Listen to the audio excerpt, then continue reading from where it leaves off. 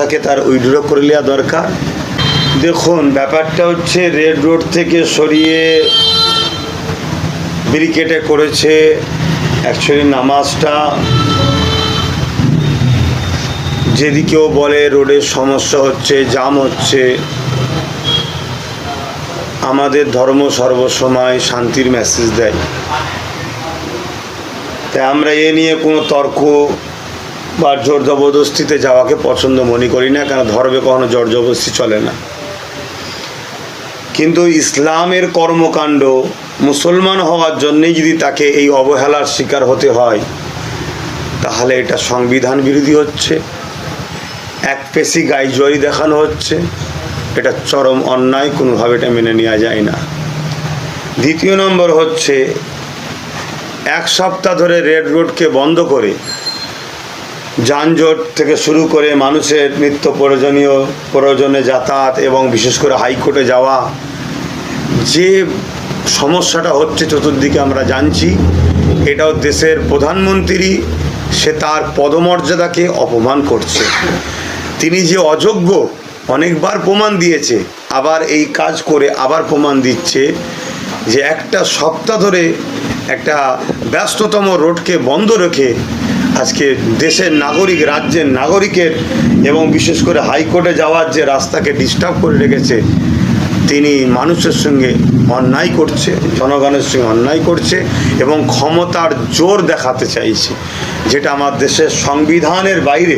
কেন সংবিধান দেশের প্রধানমন্ত্রী এবং একটা নাগরিক সমান অধিকার দিচ্ছে ভোটার। হ্যাঁ, একজন ভিআইপি দেশের প্রধানমন্ত্রী, সে আমাদের কাছে সম্মানীয়। দেশের রাজ্যের সিএম যেই হোক, সে আমাদের কাছে এই পদটা সম্মানীয়। সে কোনো জায়গায় যাবে, তার একটা প্রোটোকল থাকে, সিকিউরিটি থাকে, তার জন্য কিছু সময়ের জন্য একটা সিক্রেট ব্যাপার থাকে, সিকিউরিটির ব্যাপার থাকে, সেটা আলাদা কথা।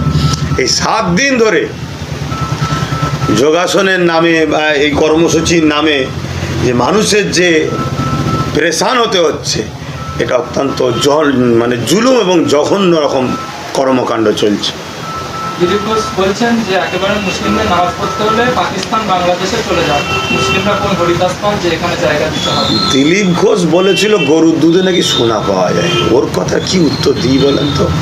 তবে নতুন নতুন ক্ষমতায় এসেছে, অনেক স্বপ্ন ছিল মন্ত্রী হওয়ার, হয়েছে, তা এখন ভুলভাল বকছে। তবে যে কথা বলেছে এটা সংবিধান বিরোধী কথা বলেছে, এটা কথাকে তার উইথড্র করে নেওয়া দরকার।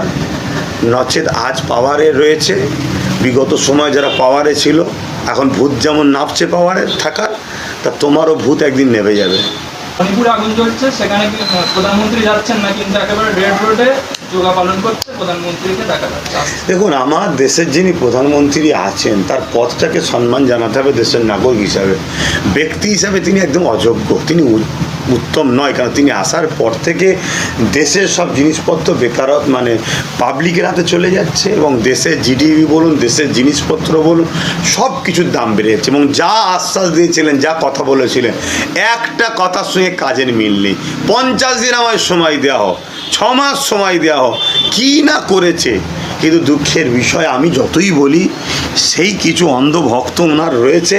সেই অন্ধভক্তর কাছে একটাই মেসেজ, মুসলমানকে টাইট দিচ্ছে। আরে মুসলমান টাইট দিতে গিয়ে দেশটা শেষ হয়ে যাচ্ছে, সে তার অন্ধভক্তরা বুঝছে না। অতএব সেই জায়গায় আমার বলাতে তার অন্ধভক্তদের উপরে কোনো ইফেক্ট পড়ছে না।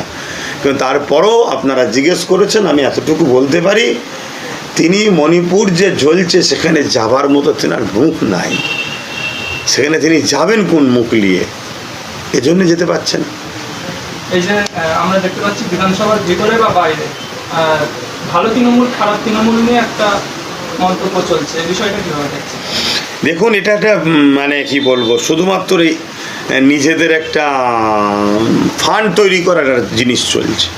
যে ফান্ড যা লিয়েছিলিস রিটার্ন কর কিছু, সে ভালো তৃণমূল হয়ে যাবে, আর যে ফান্ড দিতে পারবে না সে খারাপ তৃণমূল হয়ে যাবে।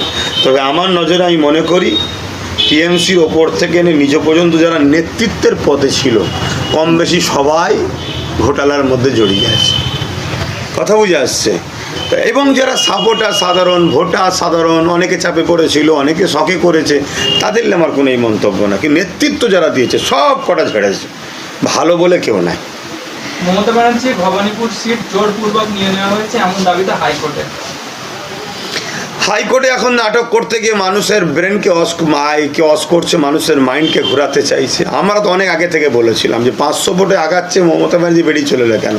সে 3বারের সিএম, তাকে জোর করে নিল, সে বেরিয়ে চলে এলো, সে বলছে আমাকে মেরেছে, একটা অত বড় বয়স্ক মহিলাকে মেরেছে। এটা একদম পুরো বিজেপিকে ছেড়ে দিল রাজ্য সরকার শুধুমাত্র কাউকে বাঁচাবার জন্যে। তো সেটা হাতে নাতে প্রমাণ যে চাইবে। আর কেসটা শুধুমাত্র আমাদের একটা নতুন করে মুসলমান জাতিকে বোকা বানিয়ে মমতার দিকে রাখার একটা শুধু কৌশল। কেস চলতেই থাকবে, 5 বছর পারও হয়ে যাবে, 10 বছর পার হয়ে যাবে, কেসের রায়ও হবে না, নতুন করে আবার ভোট হবে, সব হবে। কুণাল ঘোষ মমতা ব্যানার্জির বাড়ির থেকে বেরোতেই তাকে একেবারে মাথায় ডিম ছুঁড়ে মারা হলো, এবং মমতা ব্যানার্জির বাড়িতে ইডি সিবিআই ঢুকেছিল, তার সঙ্গে নাকি সেই ব্যক্তি ঢুকেছিল দুষ্কৃতী বলে দাবি করছে। এ বিষয়ে কে ঢুকেছিল? যে মানে ডিম ছুঁড়ে মেরেছে। আচ্ছা আচ্ছা আচ্ছা আচ্ছা। এখন কথা হচ্ছে ডিমের যেভাবে দাম বেড়ে গেছে ভাই, ডিম খাওয়াই হচ্ছে না, এত ডিম ছোড়াছুড়ি চলছে। তবে আমি মনে করি এই ডিম ছুঁড়ে মানুষকে, শুধু এদের যে পাপ, এ পাপ শুধু এই ডিম ছুঁড়াতে ধোবে না। এরা যে পাপ করেছে, যেভাবে আমার রাজ্যটাকে ধ্বংস করেছে, রাজ্যের যুব সমাজকে ধ্বংস করেছে, রাজ্যের শিক্ষাকে ধ্বংস করেছে, রাজ্যের স্বাস্থ্যকে ধ্বংস করেছে, এদের সেই শাস্তি বিজেপি দিতে পারবে না, দিচ্ছে না। কেন? দিদি মোদির বাইনারি আছে, সেটিংয়ে রয়েছে। সেই সেটিংয়ে নতুন করে আবার এই কিছু একটা হুল্লা তৈরি করতে হবে, এই ডিম ছুঁড়েছে, মাইন্ডকে ডাইভার্ট করে দিয়ে এদের পাপগুলোকে চাপার একটা ষড়যন্ত্র চলছে। এই যে জাহাঙ্গীর খানকে দেখা যাচ্ছে একেবারে কোমরে দড়ি পরিয়ে, হাফ প্যান্ট পরিয়ে গ্রেফতার করে নিয়ে যাওয়া হচ্ছে, এই বিষয়টা কিভাবে দেখছেন? দেখুন, আমার দেশে এমন আইন আছে বলে আমার জানা নাই যে কাউকে হাফ প্যান্ট পরিয়ে দড়ি বেঁধে ঘোরানোর আইন আছে বলে আমার জানা না। তবে জাহাঙ্গীর খান যে পাপ করেছে শুনেছি, তার পাপের তো ভোগান্তি তাকে দিতে হবে ভাই। তবে কিন্তু এই যে তাকে হাফ প্যান্ট পরিয়ে ঘোরানো হচ্ছে, এই সিস্টেমটা যখন আমার দেশে শুনছি নাই, এটাকে আমি ঠিক অ্যাকসেপ্ট করছি না। তার পাশাপাশি এটাও মনে করব জাহাঙ্গীর খান, তার জন্য একটা আলাদা সিস্টেমভাবে তাকে দেখা হচ্ছে। কিন্তু এই জাহাঙ্গীর খান যাকে বলবো,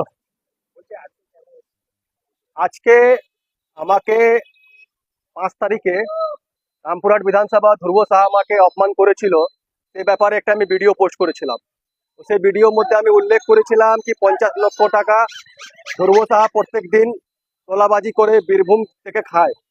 সেই ব্যাপারে আমাকে মিথ্যা কেসে ধ্রুব সাহা 6 তারিখে রাত্রেবেলা একটা এফআইআর লঞ্চ হয়েছে নলাটিতে।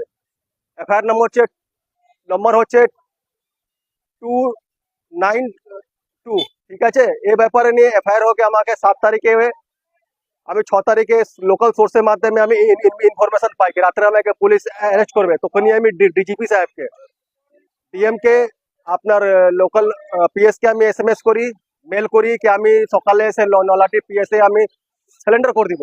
তা পুলিশ চাপের মধ্যে পড়ে আমাকে ধ্রুব সাহা চাপ দিয়ে আমাকে অ্যারেস্ট করে আমাকে কোর্টে পাঠায়, মিথ্যা মামলা দিয়ে আমাকে 14 দিন জেল হেফাজত রামপুরহাট কোর্ট, মাননীয় কোর্ট আমাকে দেয়।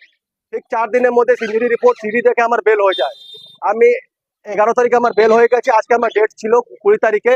সব থেকে দুঃখ ব্যাপার হচ্ছে মাননীয় প্রধানমন্ত্রী ধ্রুব সাহা আপনাকে মিসগাইড করছে। আমি একজন বিজেপি কর্মী, আমি बीजेपी सदस्य।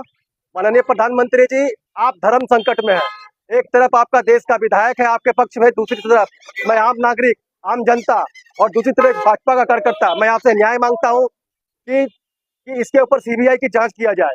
सीबीआई का जांच में अभी भी बहुत सारे भाजपा का कार्यकर्ता भी जेल में है, लगभग 70 से 73 भाजपा कार्यकर्ता अभी भी जेल में है। बीरभूम जिला से ध्रुव साहब बहुत भाजपा कार्यकर्ताओं के ऊपर झूठे केस में फंसा के उसको जेल भेजा है। माननीय प्रधानमंत्री महोदय, मैं आपसे अपील करता हूं कि मैंने जो लिखित दिया है 2018 से लेकर अभी तक पश्चिम बंगाल टीएमसी सरकार के बारे में, सबके बारे में सीबीआई की जांच किया जाए। मैं आपसे अनुरोध करता हूं। हमारा प्रश्न एक ही बनता है सीबीआई के सामने, जो ध्रुव साहब एफआईआर किया है, उस एफआईआर में आखिर बीजेपी का पैड में एफआईआर क्यों नहीं हुआ, उसमें स्टाम्प का इस्तेमाल क्यों नहीं किया गया है। दूसरी बात, इसमें आपका बीजेपी के जो कार्यकर्ता है, इसमें आपका लोकल जो आपका सोर्स है, आईबी का रिपोर्ट, डीआईबी का रिपोर्ट शुभेंदु अधिकारी के पास है, नहीं है। क्या वो पुलिस मंत्री है? क्या मुझे न्याय में नहीं मिलेगा? माननीय शुभेंदु अधिकारी जी, माननीय प्रधानमंत्री महोदय, मैं आपसे आग्रह करता हूं कि मैं एक देश का बेटा होकर कि ध्रुवो साहा से मेरा कोई पर्सनली दुश्मनी नहीं है, मेरा लड़ाई सिर्फ भ्रष्टाचार से है। माननीय प्रधानमंत्री महोदय, आप ही ने कहा था कि भ्रष्टाचार से लड़ना सीखो। मैंने बहुत सारे पत्र दिए हैं। माननीय महोदय, मैं आपसे अपील करता हूँ कि इसके ऊपर सीबीआई की जांच की जाए। ধ্রুব সাহা আমি প্রথমে দিয়েছিলাম। কোনটা বলছেন আপনি? আমি চিঠি মোটামুটি 200 থেকে 250 প্রধানমন্ত্রী দপ্তরে পাঠিয়েছি 2018 থেকে। আর সেদিন আমি রাষ্ট্রপতি ভবন পাঠিয়েছি সিবিআই তদন্তের জন্য, মাননীয় সিবিআই কে পাঠিয়েছি, এনএচআর সাহেবকে পাঠিয়েছি, গভর্নর সাহেবকে পাঠিয়েছি। আজকে এসছি আমার কোর্টে, আজকে আমার ডেট আছে আজকে আমার ওই সেই কেসটাতে মিথ্যা মামলাতে। এটা সিবিআই তদন্ত করা হোক। আর সব থেকে প্রথম মিডিয়া বন্ধুদেরকে বলছি, আমি ধন্যবাদ জানাচ্ছি। আজকে মিডিয়া বন্ধুদের জন্য আমি বাইরে আছি। से मीडिया जो संविधान का चौथा स्तंभ है, जो निष्पक्ष होकर मुझे न्याय दिलाने की कोशिश कर रहा है, उस मीडिया को आभार करता हूं। और रामपुरहाट कोर्ट के सभी वकील साहब को जो